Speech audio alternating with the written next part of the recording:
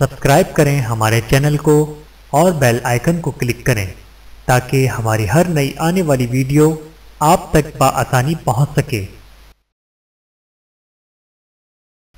بسم اللہ الرحمن الرحیم۔ سیرت النبی صلی اللہ علیہ وآلہ وسلم۔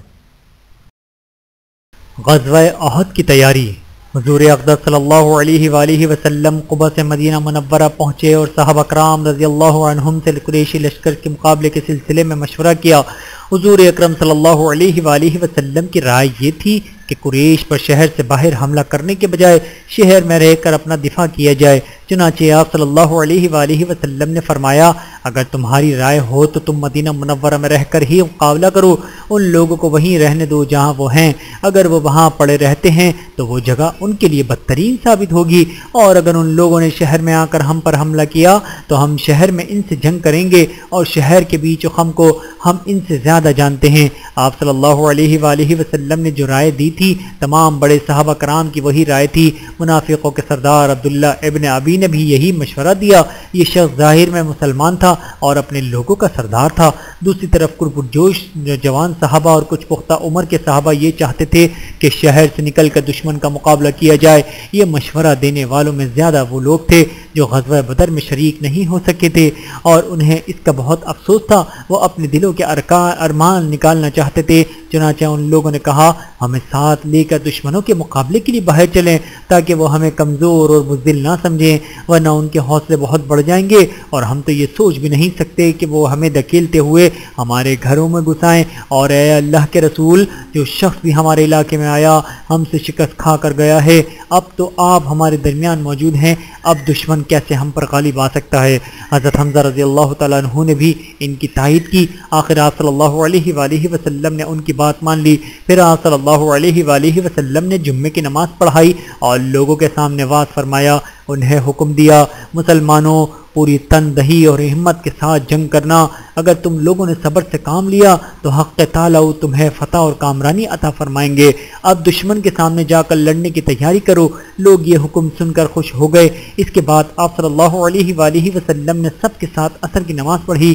اس وقت تک ارد گرد سے بھی لوگ آ گئے تھے۔ پھر آپ صلی اللہ علیہ وآلہ وسلم حضرت ابوبکر صدیق اور حضرت عمر رضی اللہ عنہم کے ساتھ گھر تشریف لے گئے۔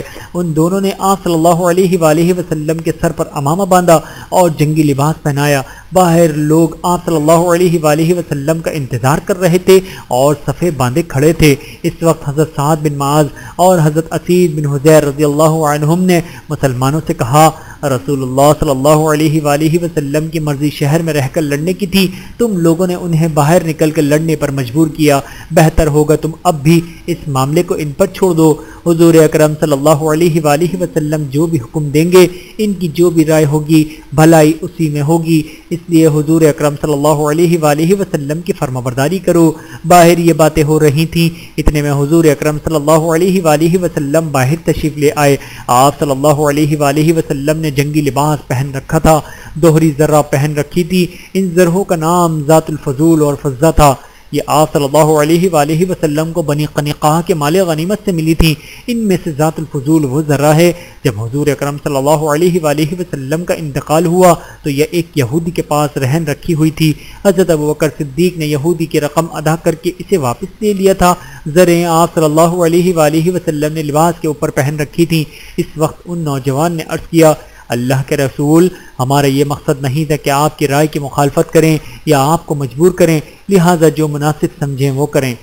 اس پر حضور اکرم صلی اللہ علیہ وآلہ وسلم نے ارشاد فرمایا، اب میں ہتھیار لگا چکا ہوں، اور کسی نبی کے لیے ہتھیار لگانے کے بعد ان کا اتار دینا اس وقت تک جائز نہیں جب تک اللہ تعالیٰ اس کے اور دشمنوں کے درمیان فیصلہ نہ فرما دے۔ آپ صلی اللہ علیہ وآلہ وسلم نے اس موقع پر 3 پرچم بنوائے۔ ایک پرچم قبیلہ اوس کا تھا، یہ حضرت اسید حضیر رضی اللہ تعالیٰ عنہ کے ہاتھ میں تھا۔ دوسرا پرچم مہاجرین کا تھا، یہ حضرت علی رضی اللہ تعالیٰ عنہ یا حضرت مصعب بن عمیر رضی اللہ تعالیٰ عنہ کے ہاتھ میں تھا۔ تیسرا پرچم قبیلہ خزرج کا تھا، یہ حباب بن منظر رضی اللہ تعالیٰ عنہ یا سعدہ بن عبادہ رضی اللہ تعالیٰ عنہ کے ہاتھ میں تھا۔ اس طرح آن حضرت صلی اللہ علیہ وآلہ وسلم 1000 کا لشکر لے کر روانہ ہوئے۔ لشکر میں آپ صلی اللہ علیہ وآلہ وسلم کے آگے سعد بن معاذ اور سعد بن عبادہ رضی اللہ تعالیٰ عنہم چل رہے تھے۔ یہ دونوں قبیلہ اوس اور خزرج کے سردار تھے۔ آپ صلی اللہ علیہ وآلہ وسلم نے مدینہ منورہ میں نابینا صحابی حضرت عبداللہ ابن ام مکتوم رضی اللہ تعالیٰ عنہ کو اپنا قائم مقام مقرر فرمایا۔ مدینہ منورہ سے کوچ کر کے آپ صلی اللہ علیہ وآلہ وسلم ثنیہ کے مقام پر پہنچے، پھر یہاں سے روانہ ہو کر شیخین کے مقام پر پہنچے۔ شیخین دو پہاڑوں کا نام تھا۔ یہاں آپ صلی اللہ علیہ وآلہ وسلم نے لشکر کا معائنہ فرمایا اور کم عمر نوجوانوں کو واپس بھیج دیا۔ یہ ایسے نوجوان تھے جو ابھی 15 سال کے نہیں ہوئے تھے۔ ان کم سن مجاہدوں میں رافع بن خدیج اور سمرہ بن جندب رضی اللہ تعالیٰ عنہم بھی تھے، لیکن پھر آپ صلی اللہ علیہ وآلہ وسلم نے حضرت رافع رضی اللہ تعالیٰ عنہ کو جنگ میں حصہ لینے کی اجازت دے دی۔ یہ سن کر حضرت سمرہ بن جندب رضی اللہ تعالیٰ عنہ نے کہا، آپ نے رافع کو اجازت دے دی جبکہ مجھے واپس جانے کا حکم فرمایا، حالانکہ میں رافع سے زیادہ طاقتور ہوں۔ اس پر آپ صلی اللہ علیہ وآلہ وسلم نے فرمایا، اچھا تو تم دونوں میں کشتی ہو جائے۔ دونوں میں کشتی کا مقابلہ ہوا۔ سمرہ بن جندب رضی اللہ تعالیٰ عنہ نے رافع بن خدیج رضی اللہ تعالیٰ عنہ کو پچھاڑ دیا۔ اس طرح انہیں بھی جنگ میں حصہ لینے کی اجازت ہو گئی۔ آپ صلی اللہ علیہ وآلہ وسلم فوج کے معائنے سے فارغ ہوئے تو سورج غروب ہو گیا۔ حضرت زبیر رضی اللہ تعالیٰ عنہ نے اذان دی۔ آپ صلی اللہ علیہ وآلہ وسلم نے نماز پڑھائی، پھر عشاء کی نماز ادا کی گئی۔ نماز کے بعد آپ صلی اللہ علیہ وآلہ وسلم آرام فرمانے کے لیے لیٹ گئے۔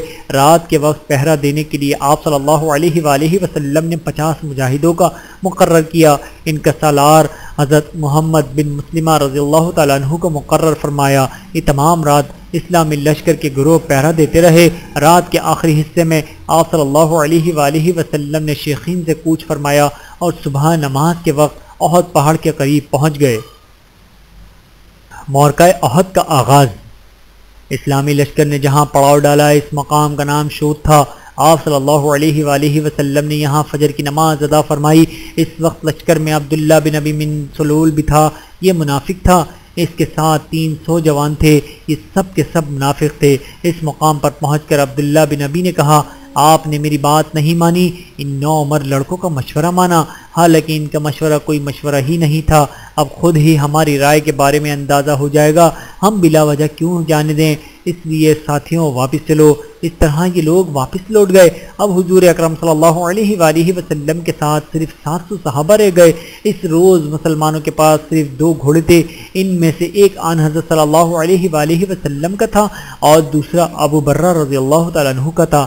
شوت کے مقام سے چل کر آپ صلی اللہ علیہ وآلہ وسلم نے احد کی گھاٹی میں پڑاؤ ڈالا۔ آپ صلی اللہ علیہ وآلہ وسلم نے پڑاؤ ڈالتے وقت اس بات کا خیال رکھا کہ پہاڑ آپ صلی اللہ علیہ وآلہ وسلم کے پشت کی طرف رہے۔ اس جگہ رات بسر کی گئی۔ حضرت بلال رضی اللہ تعالیٰ عنہ نے صبح کی اذان دی۔ صحابہ کرام رضی اللہ عنہم نے صفیں قائم کی اور آپ صلی اللہ علیہ وآلہ وسلم نے انہیں نماز پڑھائی۔ نماز کے بعد حضور اکرم صلی اللہ علیہ وآلہ وسلم نے مسلمانوں کو خطبہ دیا۔ اس میں جہاد کے بارے میں ارشاد فرمایا۔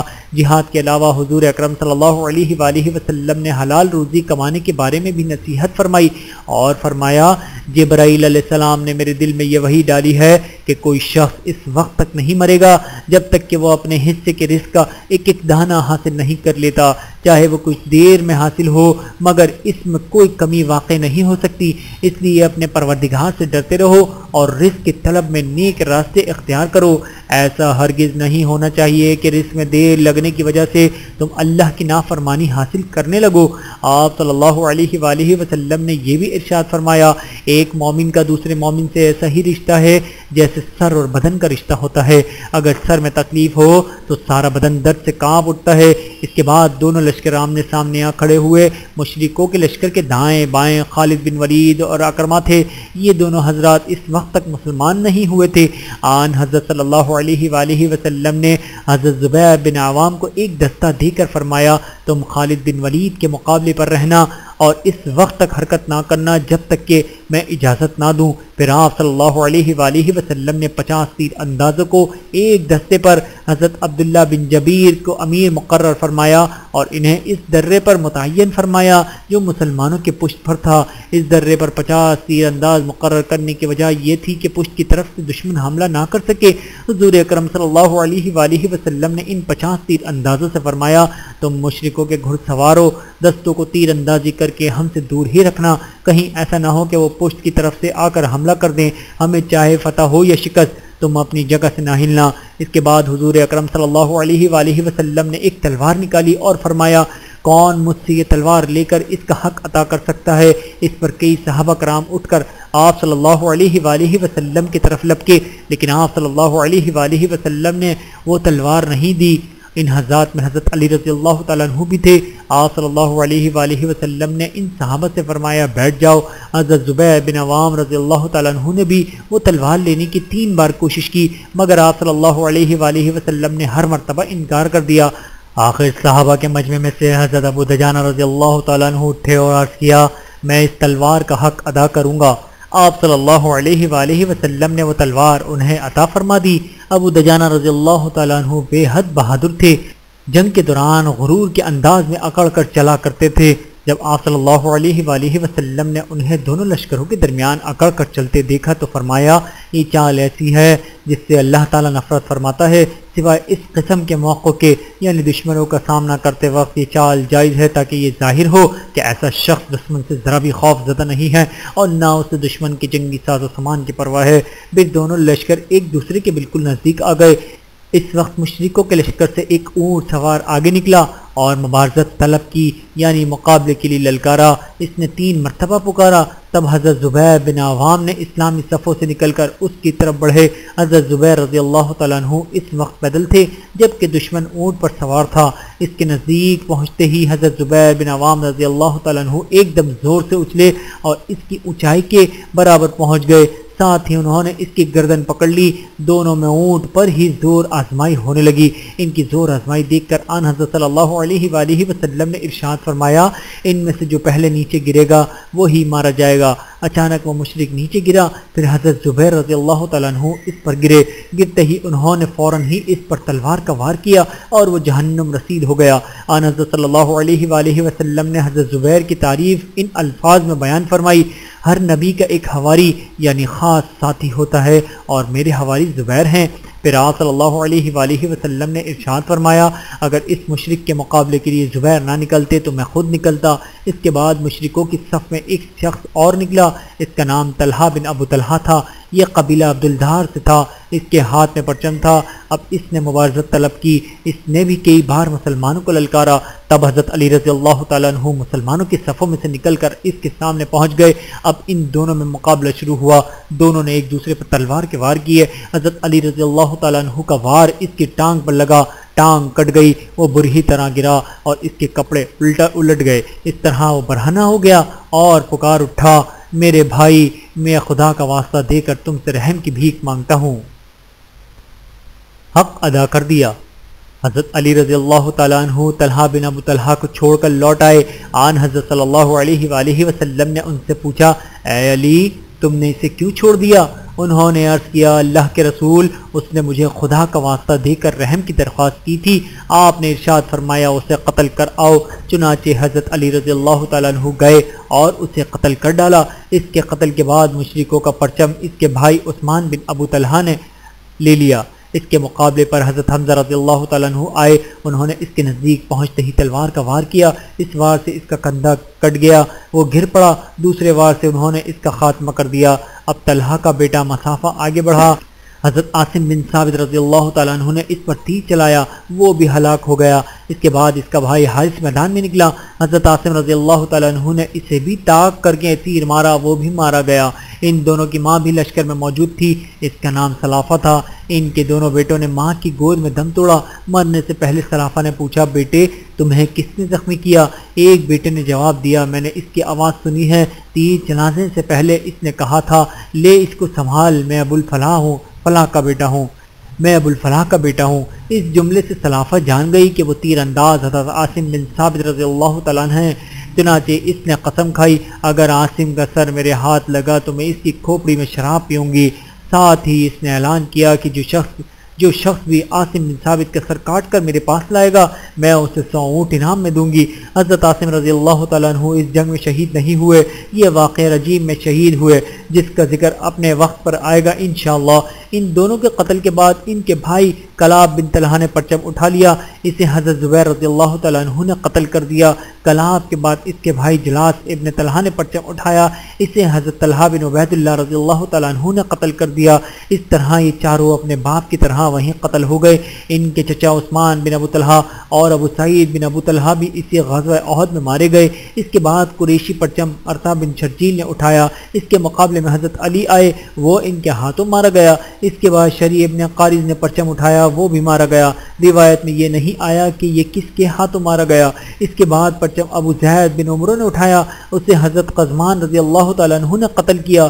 اس کے بعد ان لوگوں کے ایک غلام ثواب نے پرچم اٹھایا، یہ ایک حبشی تھا، اس نے لڑنا شروع کیا یہاں تک کہ اس کا ایک ہاتھ کٹ گیا، یہ جلدی سے بیٹھ گیا، پرچم کو اپنی گردن اور سینے کے سہارے سے اٹھایا رہا یہاں تک کہ وہ حضرت سعد بن ابی وقاص رضی اللہ تعالیٰ عنہ کے ہاتھوں قتل ہوا۔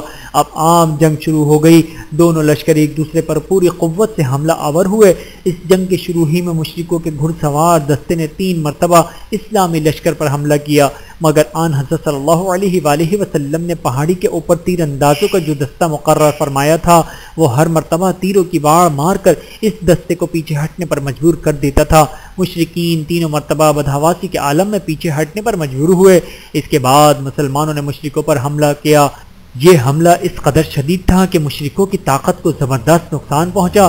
اس وقت لڑائی پورے زوروں پر تھی، مشرکوں کی عورتوں میں ہندہ بھی تھی، یہ ابو سفیان کی بیوی تھی، اس وقت تک یہ اسلام نہ لائی تھی اور مسلمانوں کی سخت ترین دشمن اور بہت تنج مزاج تھیں۔ انہوں نے اپنے ہاتھوں میں دف لے لیا، ان کے ساتھ دوسری عورتیں بھی اٹھیں، انہوں نے بھی دف لے لیا۔ اب سب مل کر دف بجانے لگیں اور گیت گانے لگیں۔ یہ قدم انہوں نے اپنے مردوں کو جوش دلانے کے لیے اٹھایا۔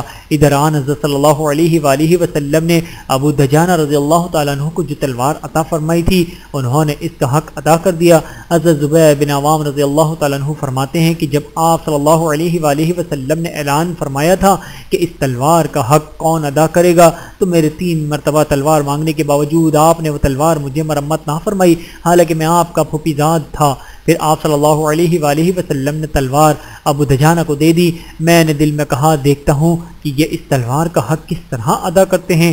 اس کے بعد میں نے ان کا پیچھا کیا اور سائے کی طرح ان کے ساتھ رہا۔ میں نے دیکھا انہوں نے اپنے موزے میں سے ایک سرخ رنگ کی پٹی نکالی، اس پٹی پر ایک طرف لکھا تھا اللہ کی مدد اور فتح قریب ہے، دوسری طرف لکھا تھا جنگ میں بزدلی شرم کی بات ہے، جو میدان سے بھاگا وہ جہنم کی آگ سے نہیں بچ سکتا۔ یہ پٹی نکال کر انہوں نے اپنے سر پر باندھ لی۔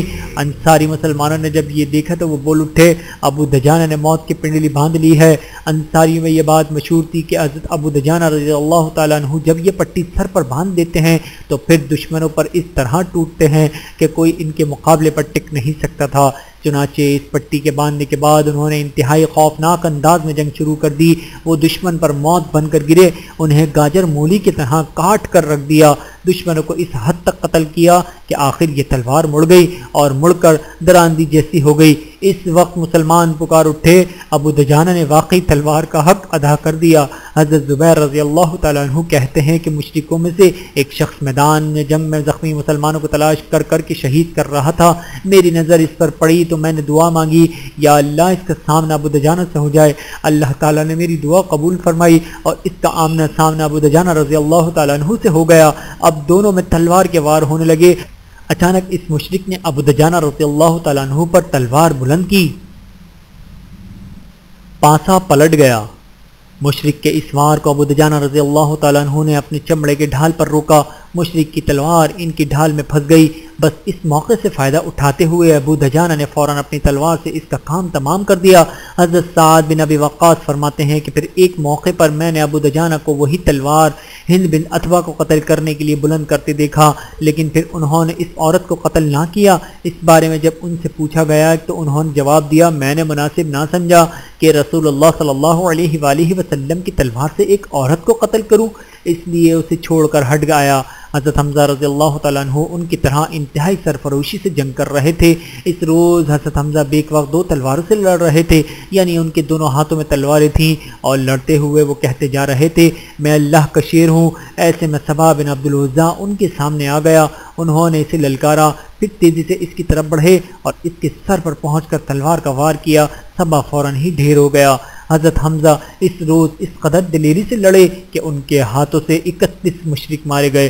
صبا کو قتل کرنے کے بعد وہ اس کی ذرا اتارنے کے لیے جھکے۔ اس وقت حضرت وحشی کی نظر ان پر پڑی جو اس وقت مشرکین کے لشکر میں شامل تھے۔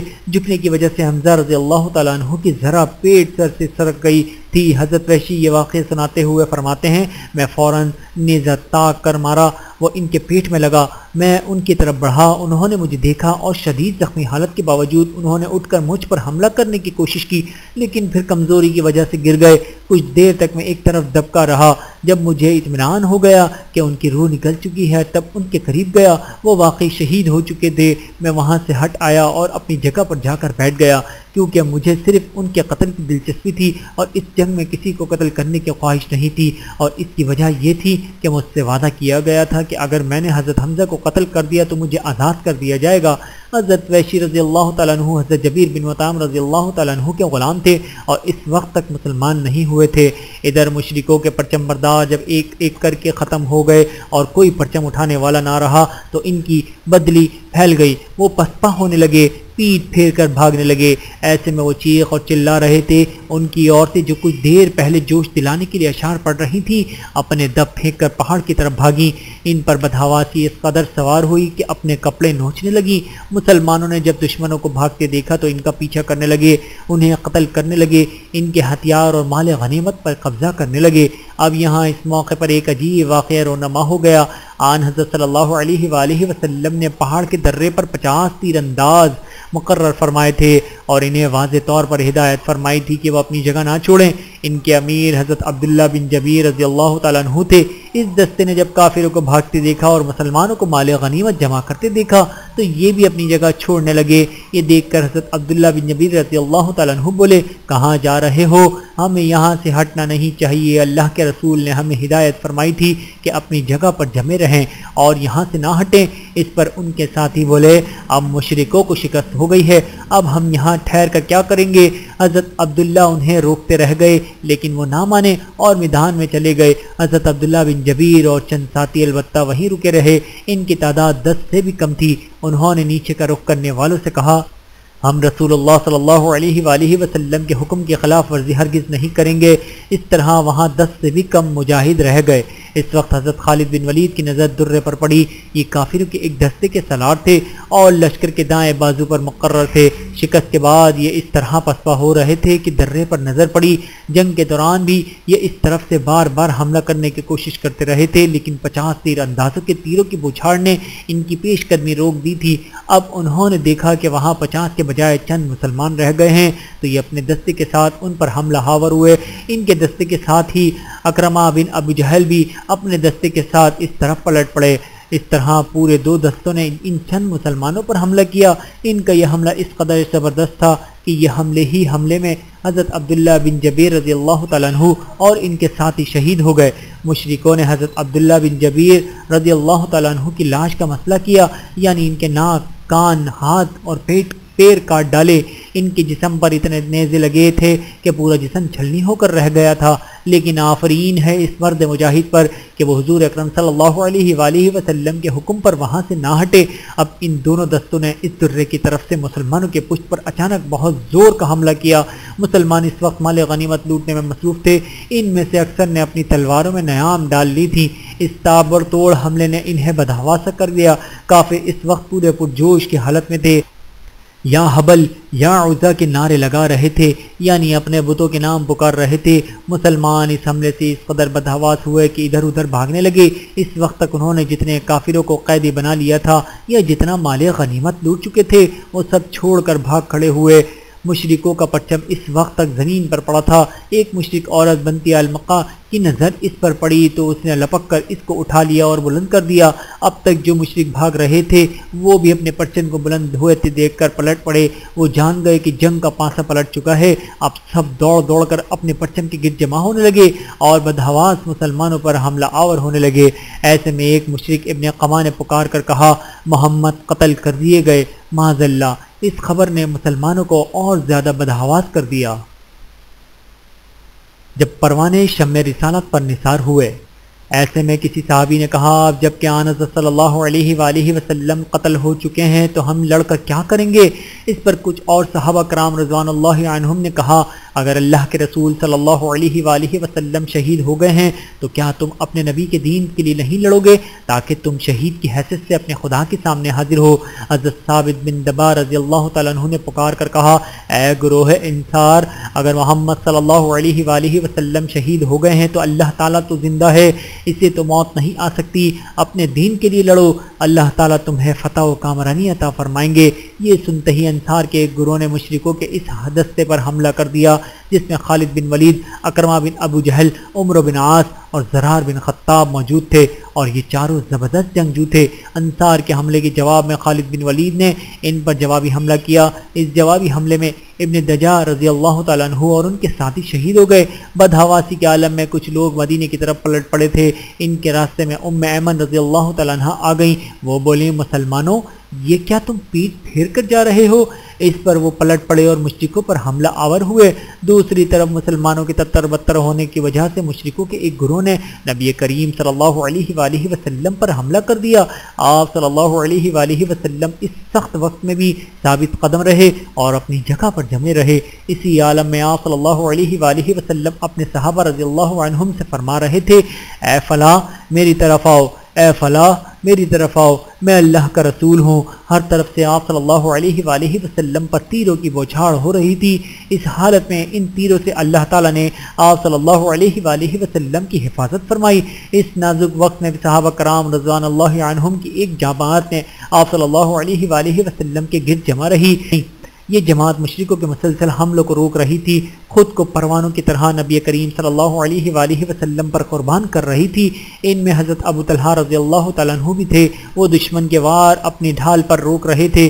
وہ بہت اچھے تیر انداز تھے، نشانہ بہت پختہ تھا، چنانچہ دشمنوں پر مسلسل تیر بھی چلا رہے تھے اور کہتے جاتے تھے، میری جان آپ پر فدا ہو جائے، میرا چہرہ آپ کے لیے ڈھال بن جائے۔ نبی کریم صلی اللہ علیہ وآلہ وسلم کو کسی مسلمان کے ترکش میں تیر نظر آتے تو اس سے فرماتے، اپنا ترکش ابو طلحہ کے سامنے الٹ دو۔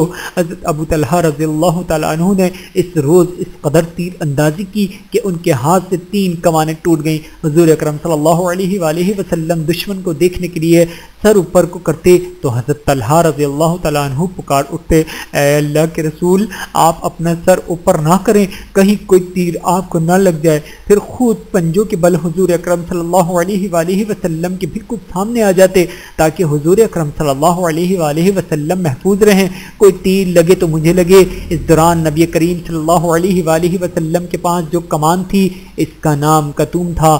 کمان کا ایک سرا ٹوٹ گیا تھا اور دست مبارک میں کمان کی بالش بھر ڈوری رہ گئی تھی۔ حضرت عکاشہ ابن محسن رضی اللہ تعالیٰ عنہ نے کمان کی ڈوری باندھنے کے لیے وہ حضور اکرم صلی اللہ علیہ وآلہ وسلم سے لے لی، مگر ڈوری تو چھوٹی ہو چکی تھی۔ اس پر انہوں نے عرض کیا، اللہ کے رسول، ڈوری چھوٹی ہو گئی ہے، اس لیے بند نہیں سکتی۔ اس پر حضور اکرم صلی اللہ علیہ وآلہ وسلم نے ارشاد فرمایا، اس کو کھینچو، پوری ہو جائے گی۔ عکاشہ کہتے ہیں، اللہ کی قسم میں نے اس ڈوری کو کھینچا تو وہ کھینچ کر اتنی لمبی ہو گئی کہ وہ کمان کے دونوں سروں پر پوری آ گئی۔ میں نے ایک سرے پر 2-3 بل بھی دیے اور پھر بھی اس پر گرہ لگا دی۔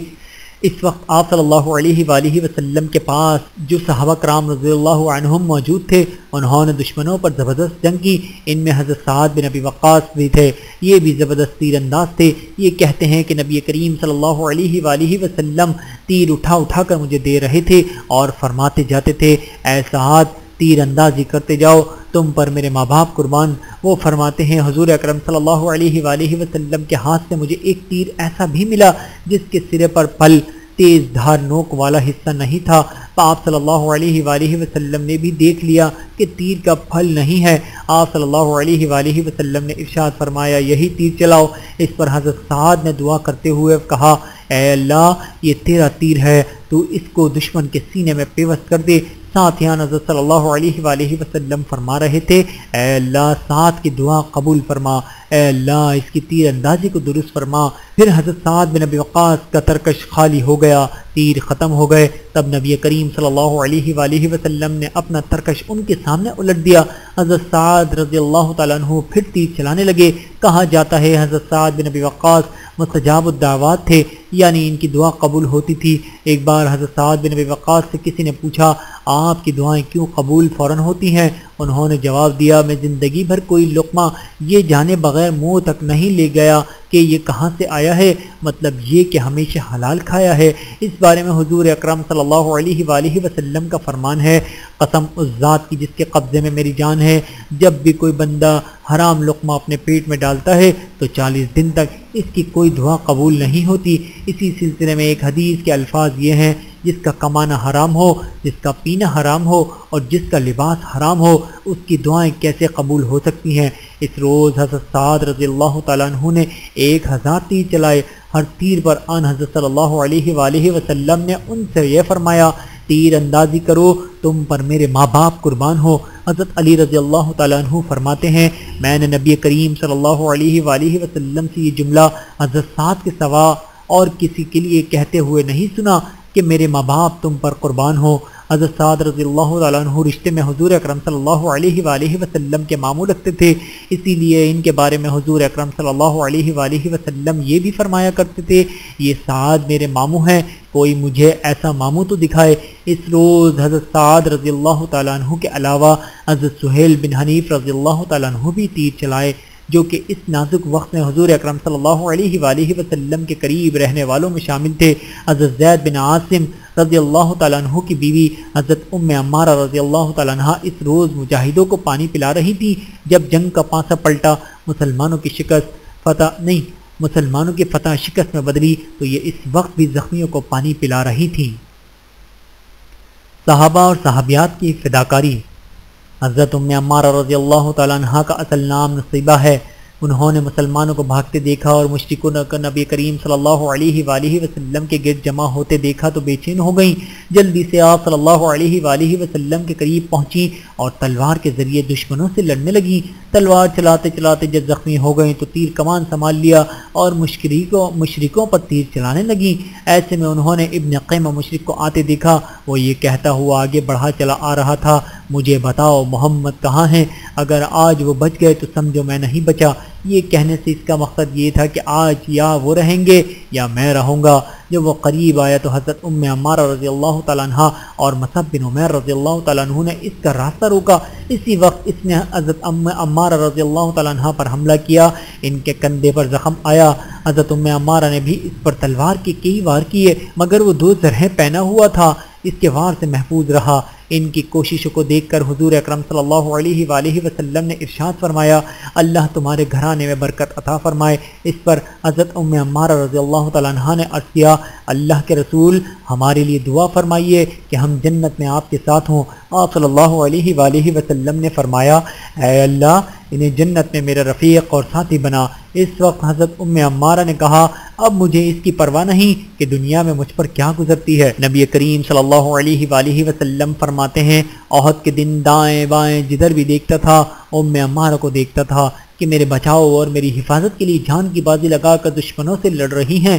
غزوہ احد میں حضرت ام عمارہ کو 12 زخم آئے، ان میں نیزوں کے زخم بھی تھے اور تلواروں کے بھی۔ اس روز حضرت ابو دجانہ رضی اللہ تعالیٰ عنہ نے بھی اپنے جسم کو نبی کریم صلی اللہ علیہ وآلہ وسلم کے لیے ڈھال بنا لیا تھا، جو تیر آتا وہ اس کو اپنی کمر پر روکتے، یعنی انہوں نے اپنا منہ حضور نبی کریم صلی اللہ علیہ وآلہ وسلم کی طرف کر رکھا تھا۔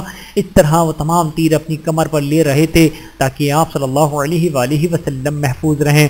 اس طرح ان کی کمر میں بہت سے تیر پیوست ہو گئے۔ اس طرح حضرت زیاد بن عمارہ بھی تھے، آپ کی حفاظت میں مردانہ وار زخم کھا رہے تھے، یہاں تک کہ زخموں سے چور ہو کر گر پڑے۔ آپ صلی اللہ علیہ وآلہ وسلم نے ارشاد فرمایا، انہیں میرے قریب لاؤ۔ ان کی خوش قسمتی دیکھے کہ انہیں آپ صلی اللہ علیہ وآلہ وسلم کے قریب لایا گیا۔ جب انہیں زمین پر لٹا دیا گیا تو انہوں نے اپنا منہ اور رخسار حضور اکرم صلی اللہ علیہ وآلہ وسلم کے قدموں پر رکھ دیے اور اسی حالت میں جان دے دی۔ کس قدر مبارک موت تھی ان کی۔ اس طرح حضرت مصعب بن عمیر رضی اللہ تعالیٰ عنہ حضور اکرم صلی اللہ علیہ وآلہ وسلم کو بچاتے ہوئے ابن قیمہ کے ہاتھوں شہید ہوئے۔ دراصل ابن قیمہ حضرت مصعب بن عمیر رضی اللہ تعالیٰ عنہ کو حضور اکرم صلی اللہ علیہ وآلہ وسلم سمجھ کر رہا تھا، اس لیے ان کی شکل حضور اکرم صلی اللہ علیہ وآلہ وسلم سے ملتی جلتی تھی۔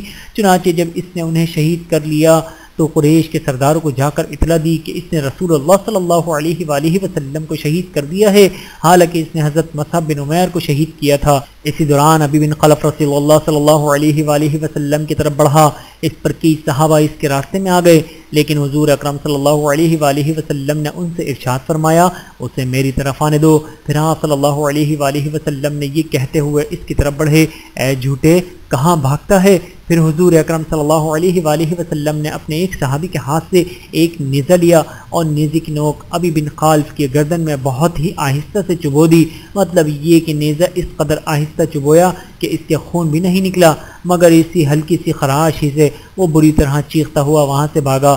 وہ کہہ رہا تھا، خدا کی قسم محمد نے مجھے مار ڈالا۔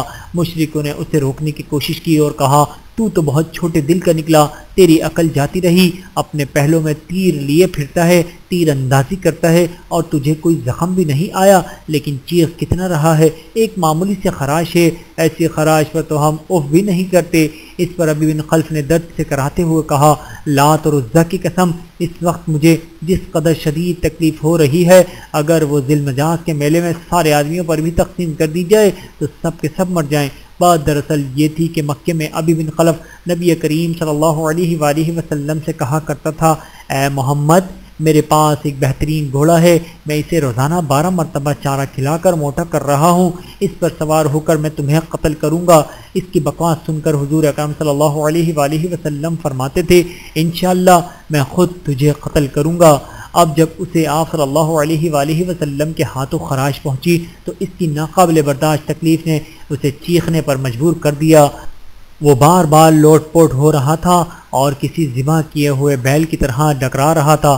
اس کی تکلیف کو دیکھتے ہوئے اس کے کچھ ساتھی اسے ساتھ لے کر مکے کی طرف روانہ ہوئے، لیکن اس نے راستے ہی میں دم توڑ دیا۔ ایک حدیث میں آتا ہے، وہ شخص جسے نبی نے قتل کیا ہو یا جسے نبی کے حکم سے قتل کیا گیا ہو، اسے اس کے قتل کے وقت سے قیامت کے دن تک عذاب دیا جاتا رہے گا۔ ایک اور حدیث کے الفاظ یہ ہیں، سب سے زیادہ سخت عذاب اسے ہوتا ہے جسے نبی نے خود قتل کیا ہو۔ احد کی لڑائی شروع ہونے سے پہلے ایک فتنہ باز کافر ابو عامر نے جگہ جگہ گڑھے کھود دیے تھے تاکہ مسلمان بے خبری میں ان میں گر جائیں اور نقصان اٹھاتے رہیں۔ یہ شخص حضرت حنظلہ رضی اللہ تعالیٰ عنہ کا باپ تھا، اور حضرت حنظلہ وہ ہیں جنہیں فرشتوں نے غسل دیا تھا۔ لڑائی جاری تھی کہ حضور اکرم صلی اللہ علیہ وآلہ وسلم ایک گڑھے میں گر گئے۔ حضرت علی رضی اللہ تعالیٰ عنہ نے آپ صلی اللہ علیہ وآلہ وسلم کو گرتے دیکھا، انہوں نے آگے بڑھ کر فوراً آپ صلی اللہ علیہ وآلہ وسلم کو دونوں ہاتھوں پر لے لیا۔ حضرت طلحہ بن عبید اللہ رضی اللہ تعالیٰ عنہ نے آپ صلی اللہ علیہ وآلہ وسلم کو اوپر اٹھا کر باہر نکالا۔ آپ صلی اللہ علیہ وآلہ وسلم جب گڑھے کے سے گرے تو ابن قیمہ نے آپ صلی اللہ علیہ وآلہ وسلم پر پتھر برسائے، ان میں سے ایک پتھر آپ صلی اللہ علیہ وآلہ وسلم کے پہلو میں لگا۔ عتبہ بن ابی وقاص نے بھی آپ صلی اللہ علیہ وآلہ وسلم کو پتھر مارا، اس کا پھینکا ہوا پتھر آپ صلی اللہ علیہ وآلہ وسلم کے چہرے انور پر لگا۔ حضور اکرم صلی اللہ علیہ وآلہ وسلم کا چہرہ انور لہو لہان ہو گیا اور نچلا ہونٹ پھٹ گیا۔ حضرت حاتب رضی اللہ تعالیٰ عنہ کہتے ہیں، میں نے جب عتبہ کو حضور اکرم صلی اللہ علیہ وآلہ وسلم کے پر پتھر پھینکتے دیکھا تو اس کی طرف لپکا، میں نے اس کا تعقب کیا اور آخر اسے جا لیا۔ میں نے فوراً ہی اس پر تلوار کا وار کیا، اس وار سے اس کی گردن کٹ کر دور جا گری۔ میں نے فوراً اس کی تلوار اور گھوڑے پر قبضہ کیا اور حضور نبی کریم صلی اللہ علیہ وآلہ وسلم کی خدمت میں حاضر ہو گیا۔ آپ کو عتبہ کے قتل کی خبر سنائی، تب آپ صلی اللہ علیہ وآلہ وسلم نے فرمایا، اللہ تم سے راضی ہو گیا، اللہ تم سے راضی ہو گیا۔ اس حملے میں حضور اکرم صلی اللہ علیہ وآلہ وسلم کا خود لوہے کی ٹوپی بھی ٹوٹا، چہرہ مبارک بھی زخمی ہوا۔ ابن قیمہ کے حملوں سے دونوں رخسار بھی زخمی ہوئے تھے۔ خود کو 2 کڑیاں آپ صلی اللہ علیہ وآلہ وسلم کے رخسار مبارک میں گڑ گئی تھیں۔ آپ صلی اللہ علیہ وآلہ وسلم نے ابن قیمہ کے بددعا دی، اللہ تجھے ذلیل اور پست کر دے، برباد کر دے۔ موت کے نرغے میں اللہ تعالیٰ نے حضور اکرم صلی اللہ علیہ وآلہ وسلم کی دعا قبول فرمائی۔ اس جنگ کے بعد جب ابن قیمہ اپنی بکریوں کے گلے میں پہنچا تو انہیں لے کر پہاڑ پر چڑھا۔ وہ بکریوں اور مینڈوں کو گھیر گھیر کر لے جا رہا تھا۔ اچانک ایک مینڈے نے اس پر حملہ کر دیا۔ اس نے اسے سینگ مارا کہ وہ پہاڑ سے نیچے لڑک گیا اور اس کا جسم ٹکڑے ٹکڑے ہو گیا۔ جب نبی کریم صلی اللہ علیہ وآلہ وسلم کا چہرہ مبارک زخمی ہوا اور خون بہنے لگا تو آپ صلی اللہ علیہ وآلہ وسلم خون پونچھتے جاتے تھے اور فرماتے جاتے تھے، وہ قوم کیسے فلاح پائے گی جس نے اپنے نبی کے چہرے کو اس لیے خون سے رنگین کر دیا کہ وہ انہیں ان کے پروردگار کی طرف بلاتا ہے۔ حضور اکرم صلی اللہ علیہ وآلہ وسلم کے چہرے مبارک میں خود کی کڑیاں گھس گئی تھیں۔ حضرت ابو عبیدہ بن جراح رضی اللہ تعالیٰ عنہ نے اپنے دانتوں سے ان کی کڑیوں کو کھینچ کھینچ کر نکالا۔ اس کی کوشش کے دوران ان کا اپنا سامنے کا ایک دانت ٹوٹ گیا۔ بہرحال کڑی نکل گئی۔ پھر انہوں نے دوسری کڑی کو دانتوں سے پکڑ کر کھینچا تو ایک دانت اور ٹوٹ گیا، تاہم کڑی بھی نکل گئی۔ اب ہونا تو یہ چاہیے تھا کہ حضرت ابو عبیدہ بن الجراح کے سامنے کے 2 دانت ٹوٹ جانے کے بعد ان کا چہرہ بدنما ہو جاتا، لیکن ہوا یہ کہ وہ پہلے سے زیادہ خوبصورت ہو گیا۔ جب یہ خبر مشہور ہو گئی کہ آپ صلی اللہ علیہ وآلہ وسلم کو شہید کر دیا گیا ہے تو حضرت ابو عبیدہ بن الجراح پہلے شخص ہیں جنہوں نے آپ صلی اللہ علیہ وآلہ وسلم کو زندہ سلامت دیکھا اور پکارے، اے مسلمانوں تمہیں خوشخبری ہو، رسول اللہ صلی اللہ علیہ وآلہ وسلم تو یہ موجود ہیں۔ جب مسلمانوں نے حضور اکرم صلی اللہ علیہ وآلہ وسلم کو زندہ سلامت دیکھا تو پروانوں کی طرح آپ صلی اللہ علیہ وآلہ وسلم کے ارد گرد جمع ہو گئے۔ آپ صلی اللہ علیہ وآلہ وسلم ان سب کے ساتھ ایک گھاٹی کی طرف روانہ ہوئے۔ اس وقت آپ صلی اللہ علیہ وآلہ وسلم کے ساتھ حضرت ابو بکر، حضرت عمر، حضرت علی، حضرت زبیر اور حضرت حارث بن سما رضی اللہ عنہم تھے۔ اس روز حضرت زبیر بن عوام نے بھی زبردست ثابت قدمی دکھائی دی اور آپ صلی اللہ علیہ وآلہ وسلم کی حفاظت میں موت کی بیعت کی تھی، یعنی یہ عہد کیا تھا کہ آپ کی حفاظت میں جان تو دے دیں گے لیکن ساتھ نہیں چھوڑیں گے۔ آپ صلی اللہ علیہ وآلہ وسلم اپنے ان صحابہ کے ساتھ گھاٹی کی طرف بڑھ رہے تھے۔ عثمان بن عبداللہ ایک سیاہ اور سفید گھوڑے پر سوار آپ صلی اللہ علیہ وآلہ وسلم کی طرف بڑھا۔ وہ لوہے میں پوری طرح غرق تھا۔ آپ اس کی آواز سن کر رک گئے۔ اسی وقت عثمان بن عبداللہ کے گھوڑے کو ٹھوکر لگی، وہ ایک گڑھے میں گر گیا۔ ساتھ ہی حضرت حارث بن سما رضی اللہ تعالیٰ عنہ اس کی طرف لپکے اور اپنی تلوار سے اس پر وار کیا۔ اس نے تلوار کا وار روکا۔ تھوڑی دیر دونوں طرف تلوار چلتی رہی، پھر اچانک حضرت حارث نے اس کے پیر پر تلوار ماری، وہ زخم کھا کر بیٹھ گیا۔ حضرت حارث نے ایک بھرپور وار کر کے اس کا خاتمہ کر دیا۔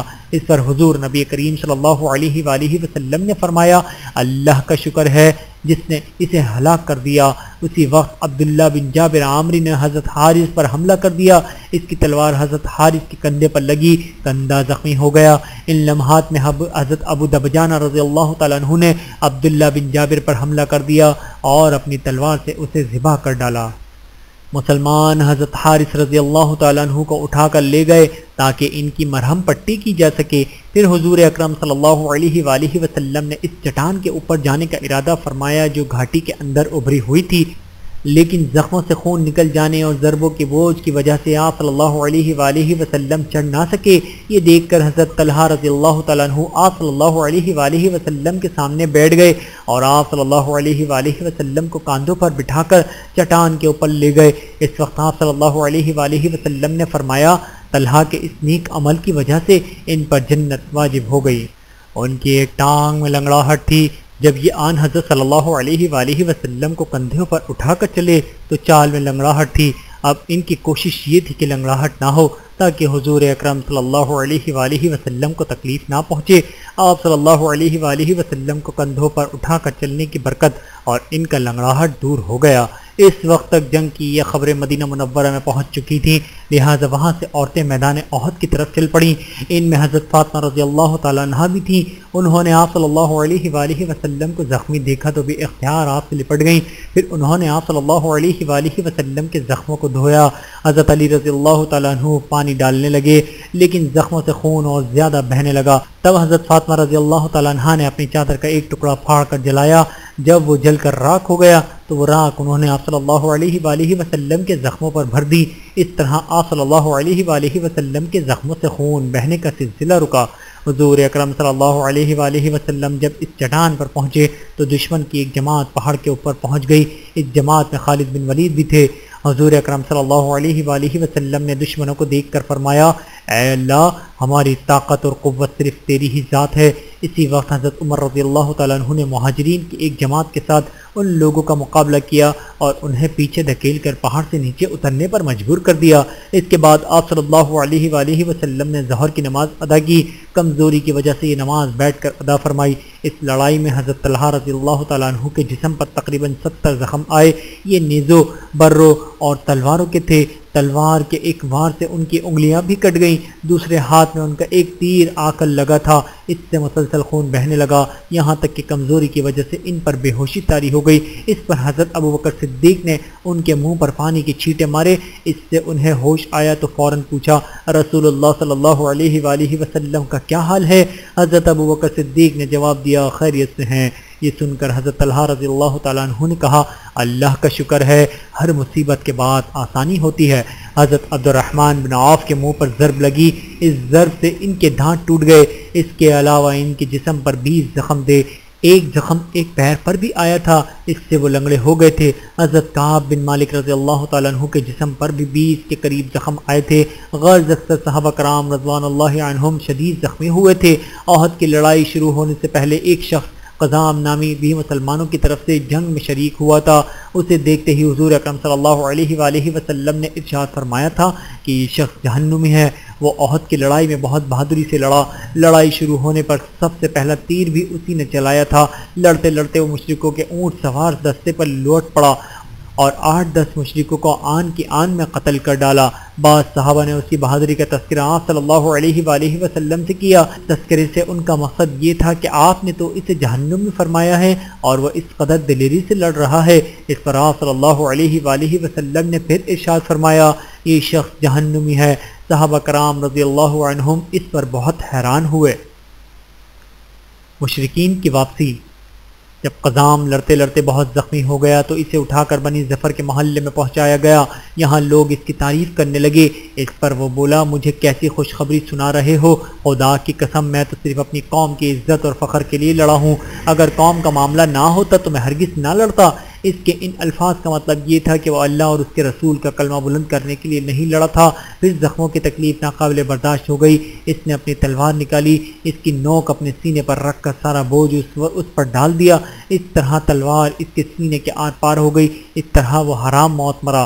اس طرح مرتے دیکھ کر ایک شخص دوڑ کر نبی کریم صلی اللہ علیہ وآلہ وسلم کی خدمت میں حاضر ہوا اور بولا، میں گواہی دیتا ہوں کہ آپ اللہ کے رسول ہیں۔ آپ نے دریافت فرمایا، کیا ہوا؟ جواب میں اس نے کہا، آپ نے جس شخص کے بارے میں فرمایا تھا کہ وہ جہنمی ہے، اس نے خودکشی کر لی ہے۔ اس طرح قزام کے بارے میں آپ کی پیش گوئی درست ثابت ہوئی۔ اس کے بالکل الٹ ایک واقعہ یوں پیش آیا کہ بنی عبد الاشہل کا ایک شخص اسیرم ہمیشہ اپنی قوم کا اسلام لانے سے روکتا تھا۔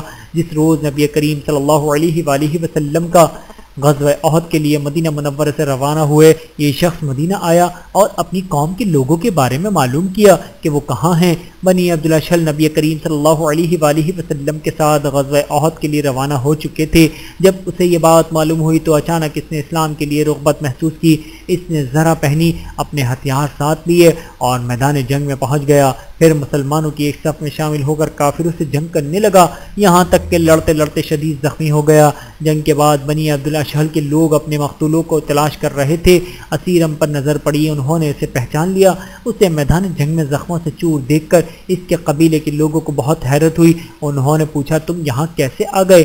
قومی جذبہ لے آیا، اسلام سے رغبت ہو گئی ہے۔ اسیرم نے جواب دیا، میں اسلام سے رغبت کی بنیاد پر شریک ہوا ہوں۔ پہلے اللہ اور اس کے رسول پر ایمان لایا، پھر میدان میں آ کر جنگ کی، یہاں تک کہ اس حالت کو پہنچ گیا۔ حضرت ابو ہریرہ رضی اللہ تعالیٰ عنہ ان کے بارے میں کہا کرتے تھے کہ مجھے ایسے شخص کا نام بتاؤ جس نے کبھی نماز نہیں پڑھی مگر وہ جنت میں چلا گیا۔ ان کا اشارہ حضرت اسیرم رضی اللہ تعالیٰ عنہ کی طرف ہوتا تھا۔ اس لڑائی میں حضرت حنظلہ رضی اللہ تعالیٰ عنہ بھی شہید ہوئے۔ احد کی لڑائی سے ایک دن پہلے ان کی شادی ہوئی تھی، دوسری صبح ہی غزوہ احد کا اعلان ہو گیا۔ یہ غسل کے بغیر لشکر میں شامل ہو گئے اور اسی حالت میں لڑتے ہوئے شہید ہو گئے۔ نبی کریم صلی اللہ علیہ وآلہ وسلم نے ان کے بارے میں ارشاد فرمایا، تمہارے ساتھی حنظلہ کو فرشتے غسل دے رہے ہیں۔ اسی بنیاد پر حضرت حنظلہ رضی اللہ تعالیٰ عنہ کو غسیل الملائکہ کہا گیا، یعنی وہ شخص جنہیں فرشتوں نے غسل دیا۔ غزوہ احد میں جنگ کے دوران ایک مشرک ابن عفیف جنگ میں جو اپنی صفوں سے نکل کر آگے آیا اور مقابلے کے لیے للکارا، ایک صحابی آگے بڑھے اور ابن عفیف پر تلوار کا وار کیا، ساتھ ہی انہوں نے کہا، لے میرا وار سنبھال، میں ایک فارسی غلام ہوں۔ ابن عفیف نے ذرا کندھے پر سے کٹ لگئی، تلوار اس کے کندھے کو کاٹ گئی۔ نبی اکرم صلی اللہ علیہ وآلہ وسلم نے ان کا جملہ سنا تو فرمایا، تم نے یہ کیوں نہ کہا کہ لے میرا وار سنبھال، میں ایک انصاری غلام ہوں۔ اب ابن عفیف کا بھائی آگے بڑھا، ان صحابی نے اس پر وار کیا اور اس کی گردن اڑا دی۔ اس مرتبہ انہوں نے وار کرتے وقت کہا، لے میرا وار سنبھال، میں ایک انصاری غلام ہوں۔ اس پر رسول اللہ صلی اللہ علیہ وآلہ وسلم مسکرائے اور فرمایا، تم نے خوب کہا۔ اسی غزوے میں حضرت عمرو بن جموع رضی اللہ تعالیٰ عنہ بھی شہید ہو گئے۔ یہ لنگڑے تھے، ان کے 4 بیٹے تھے۔ جب یہ جنگ کے ارادے سے چلنے لگے تو چاروں بیٹوں نے ان سے کہا، ہم جا رہے ہیں، آپ نہ جائیں۔ اس پر حضرت عمرو بن جموع نے حضور اکرم صلی اللہ علیہ وآلہ وسلم کی خدمت میں حاضر ہوئے اور بولے، اللہ کے رسول، میرے بیٹے مجھے جنگ میں جانے سے روک رہے ہیں، مگر اللہ کی قسم میری تمنا ہے کہ میں اپنے لنگڑے پن کے ساتھ جنت میں پہنچ جاؤں۔ آپ صلی اللہ علیہ وآلہ وسلم نے ارشاد فرمایا، تم معذور ہو، لہذا جہاد تم پر فرض نہیں ہے۔ دوسری طرف آپ صلی اللہ علیہ وآلہ وسلم نے ان کے بیٹوں سے فرمایا، تمہیں اپنے باپ کو جہاد سے روکنا نہیں چاہیے، ممکن ہے اللہ انہیں شہادت نصیب فرما دے۔ یہ سنتے ہی حضرت عمرو بن جموع رضی اللہ تعالیٰ عنہ نے ہتھیار سنبھالے اور نکل کھڑے ہوئے۔ انہوں نے اللہ سے دعا کی، اے اللہ مجھے شہادت کی نعمت عطا فرما اور گھر والوں کے پاس زندہ آنے کی رسوائی سے بچا۔ چنانچہ یہ اسی جنگ میں شہید ہوئے۔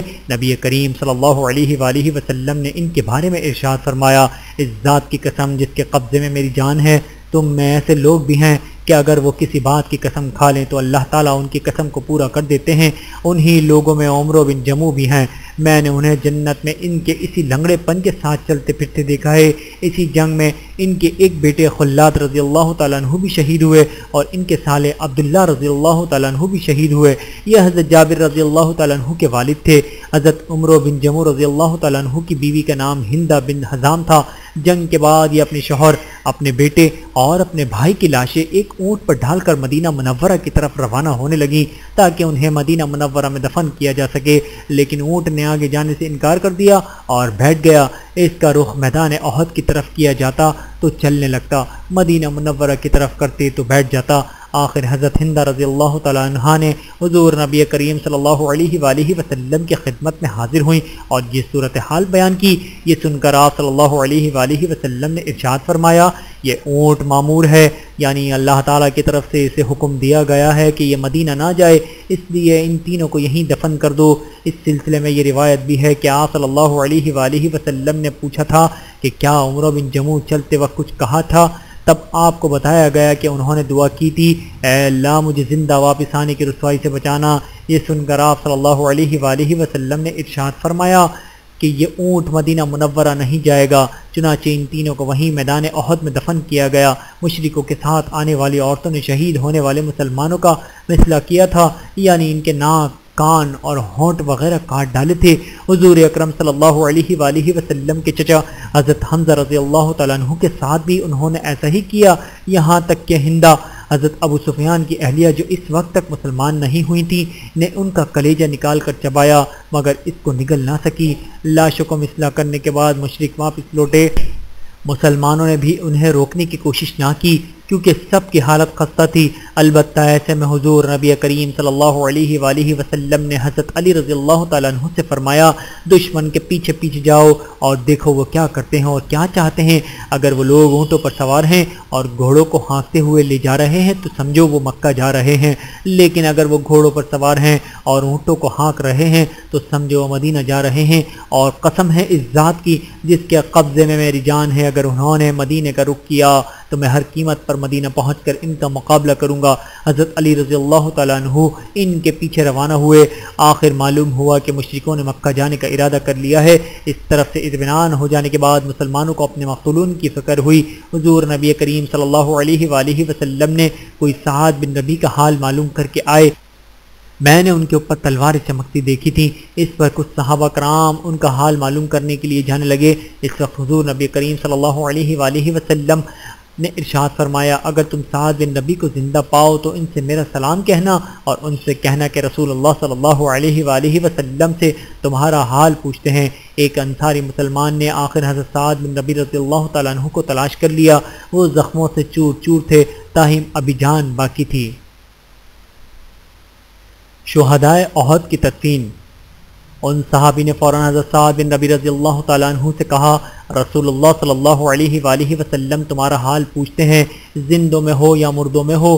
حضرت سعد بن ربیع نے کہا، میں اب مردوں میں ہوں، میرے جسم پر نیزوں کے 12 زخم لگے ہیں۔ میں اس وقت تک لڑتا رہا جب تک کہ مجھ میں سکت باقی تھی۔